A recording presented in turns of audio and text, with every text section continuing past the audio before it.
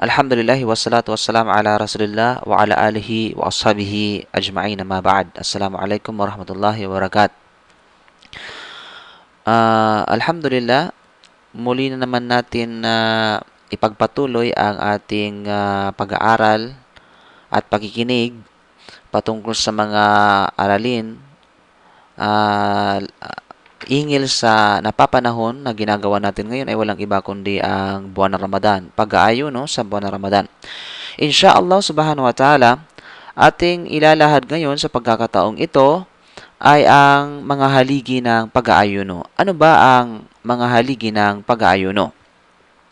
Pag sinabing mga haligi ay hindi mo pwedeng baliin yon. Kasi kapag binali mo ang isa sa mga haligi o kaya binunot mo ang isa sa mga haligi ay tunay na ang isang tahanan o ang isang gusali ay hindi matibay at eventually ito ay guguho. Ganon din ang tinatawag na ibada. So bawat ibada ay mayroong mga partikular na mga haligi nito. So tunghayan natin ngayon yung mga haligi ng pag-aayuno. Unang haligi ng pag-aayuno ay ang pag-iwas o pag-iwan mula sa mga bagay na nakakasira o nakakapagpapawalang bisa ng pag-aayuno mula sa pagsikat ng araw hanggang sa paglubog nito. Ito ay batay sa sinabi ng Allah subhanahu wa ta'ala sa kanyang banal na Quran. Ba'da a'udhu billahi minasyaitanir rajim. Bismillahirrahmanirrahim. وَكُلُوا وَاشْرَبُوا حَتَّى يَتَبَيَّنَ لَكُمُ الْخَيْطُ الْأَبْيَضُ مِنَ الْخَيْطِ الْأَسْوَدِ مِنَ الْفَجْرِ ثُمَّ أَتِمُّوا الصِّيَامَ إِلَى اللَّيْلِ. So yun ang sinabi ng Allah subhanahu wa ta'ala, nang ibig sabihin nito, at kumain at uminom kayo hanggang hindi pa lumilitaw ang tinatawag na sinulid.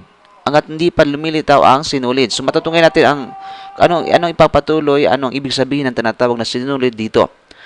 Na ang sinulid na nabanggit sa banal na Quran, ito yung tinatawag na paglitaw ng liwanag ng fajar na makikita sa kalawakan naghihiwalay sa dilim ng gabi. Pagkatapos ay buuin ninyo ang inyong pag-aayon sa araw at itigil ninyo ito kapag pumasok na ang gabi sa magitan ng paglubog ng araw. So, ang tinutukoy na sinulid, puti at maitim na sinulid sa aya, ay hindi ito literal. Bagkus ang tinutukoy dito, yung pagsikat ng liwanag ng fajar hanggang sa paglubog ng araw. So, ibig sabihin, iwasan ang mga nakapagpapawalang bisa ng pag-aayon mula sa mga oras na ito. So, ito yung unang haligi ng pag-aayuno. Pangalawang haligi ng pag-aayuno ay walang iba kundi ang pagkakaroon ng layunin, intensyon. So, alam natin na ang intensyon ay napakahalaga sa lahat ng uri ng ibada, sa lahat ng uri ng pagsamba sa Allah subhanahu wa ta'ala. At ipinapahiwatig na ang sino man na umiwas mula sa anumang bagay na pagkain o di naman kaya'y pag-inom o anumang bagay na nakapagpapawalang bisa ng pag-aayuno, ay kinakailangan ay gawin niya ito na ang kanyang layunin o natatanging layunin ay walang iba kundi ay ang pagsamba sa Allah subhanahu wa ta'ala. Na iiwan niya ang pagkain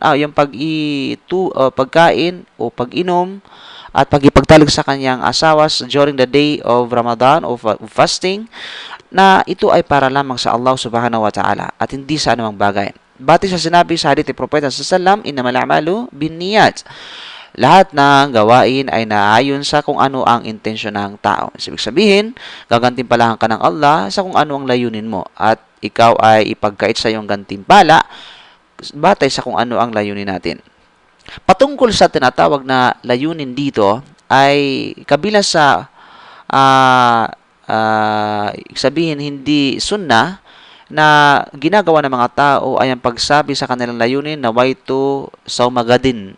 Ibig sabihin, ako ay nag-aayuno bukas, naglalayon ako ng mag-aayuno na kung saan binibigkas nila ang kanilang layunin. So ito ay uri ang tinatawag na bid'ah. Ibig sabihin, innovation and religion na hindi pinapahintulutan sa atin ng Islam. At ito ay fatwa ng mga scholar na iwasan ng isang tao ang magsabi ng kanyang layunin isaliwalat o ihalahad ang kanyang layunin. Dahil ang layunin, yung kanyang pinanggalingan at yung kanyang tahanan ay walang iba kundi yung puso natin. Alam na ng Allah subhanahu wa ta'ala kung ano ang ating mga intensyon.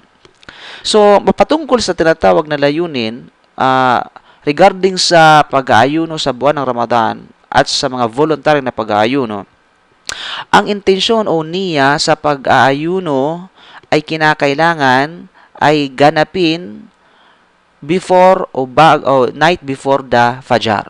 Sa gabi bago mag-Fajr. Ito ay intensyon para sa alin pag-aayuno? Para sa obligadong pag-aayuno na katulad ng buwan ng Ramadan o para sa buwan ng Ramadan. At ang sino man na hindi nakapaglayon ng pag-aayuno hanggang sa sumipat ang Fajr, tapos siya ay nag-ayuno ng obligadong pag-aayuno ng Ramadan, ay tunay na hindi tatanggapin sa kanya. Sapagkat ito ay batay sa hadith ay Propeta sallallahu alaihi wasallam na man lam yubayyit as-siyam laylat as-siyam faqad fala sawma la kama qala sallallahu alaihi wasallam.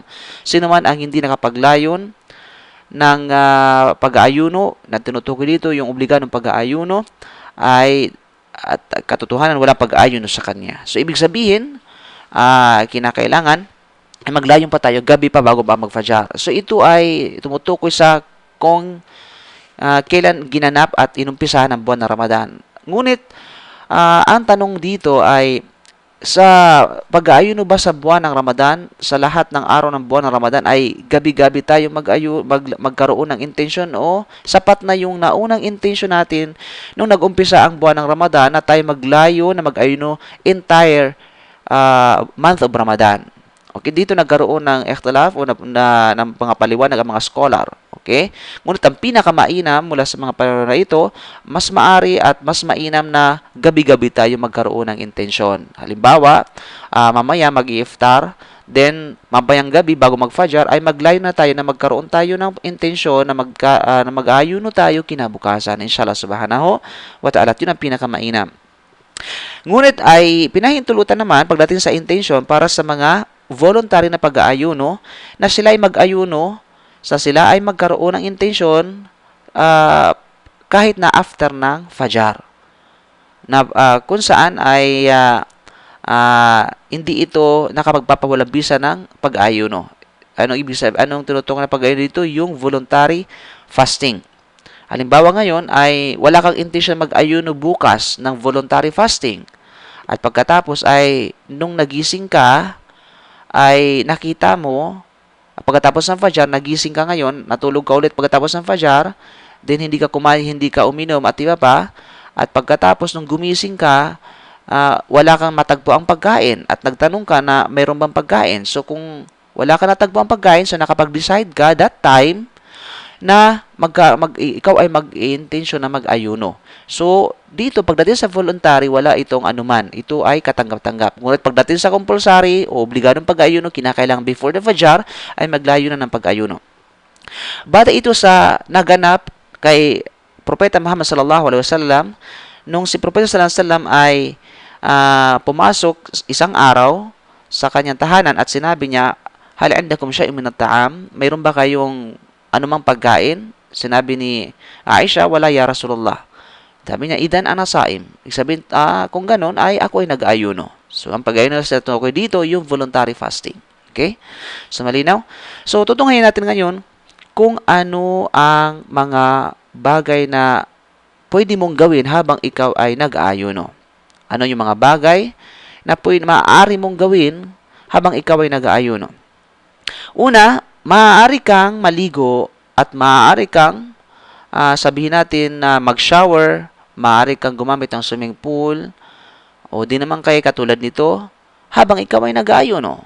Provided na hindi mo iinumin ang tubig.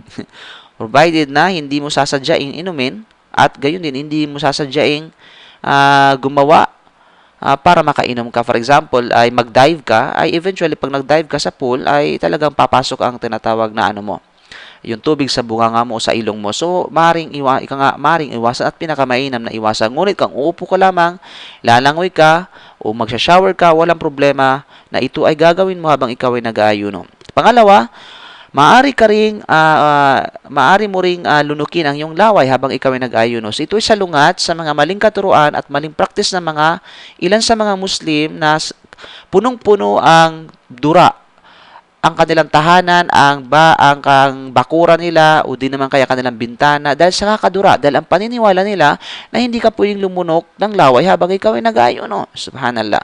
Ito ay pahirap sa atin, mga kapatid. So, it's time to learn. So, iwasan natin yon dahil maaari tayong lunukin ang ating laway. Ngunit pagdating naman sa tinatawag na uhog o plema, dito nagkaroon ng ikhtilaf ang mga scholar. Sabi ng iba na ito ay walang anuman at sabi ng fatwa sa mga madhab ng Shafi'iyya ay kapag ginawa ito, higit lalo kapag sinasadya, ay nakapagpapawalang bisa ng pag-ayuno yung plema. So, hindi naman kanais-nais siguro na iinumin natin yung plema. Wala naman sigurong tao na yung bang sasadyain na inumin niya ang kanyang plema. Pero yung hindi sasadyain, wala itong anuman. Batay sa pananaw ng karamihan sa mga scholar. Pangatlo ay, maaari rin ang nag-aayuno na siya ay tikman. Tikman ang kanyang pagkain. Kapag siya, ang kanyang tinatawag na niluluto. Okay?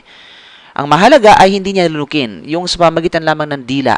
Yung igaganyan ng dila, sa kanyang dila, ilalapas sa kanyang dila, din maaari niya. Ngunit yung ilulunukin niya yung kanyang pagkain na hindi ibang usapan na yon. Okay? So kapag ikaw ay cook, ay maaari kang tumikim, ngunit hindi lulunukin. Ayon lamang sa dila. Ito ay maaaring gawin. Pang-apat na maaari mong gawin, habang ikaw ay nag-aayuno, ay maaari ka ring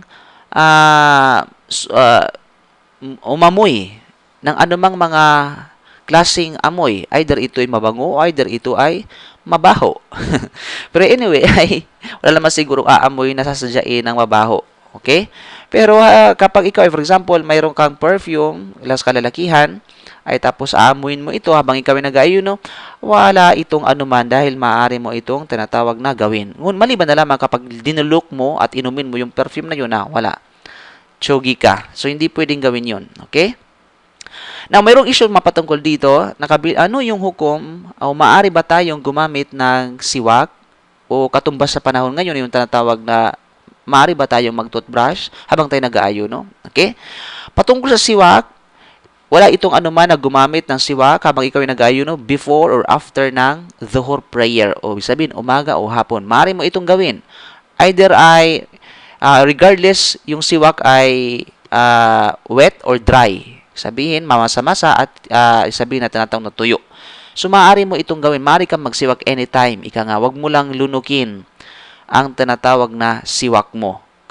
Particularly sa mga yung basang siwak, tapos mayroong tinatawag na sa dulo nito mabasa at maaari maano. So, iwasan na lunukin. Mahalaga, maaari ka magsiwak. Patungkol naman sa toothbrush, maaari ding gawin ang tinatawag na toothbrush. Mag-toothbrush, wag mo lang lunukin yung toothpaste o din naman kayong tubig. Mahalaga, iwasan mo na malunok mo ang mga bagay na ginagamit mo sa pagtututbrush mo, pagsisipilyo mo. So, walang anuman. Ngunit pinakamainam na magtutbrush ka na before ng Fajr pagkatapos mong kumain. At yun ang pinakamainam. Ngunit kapag ginawa mo ito dahil mayroon kang tinatawag na pagpupulong at tumaharap ka sa mga tao, at nakakahiyang magbibigay ng masansang na amoy, bagamat ito ay pinakamaina sa paningin ng Allah subhanahu wa ta'ala, ngunit maaari natin gawin na tayo ay magsipilyo habang tayo nag-aayuno during the day or during the afternoon. Habang tayo nag-aayuno, ang mahalaga ay iwasan natin na mainom natin at malunok natin ang mga substances na ginagamit natin sa ating pagsisipilyo.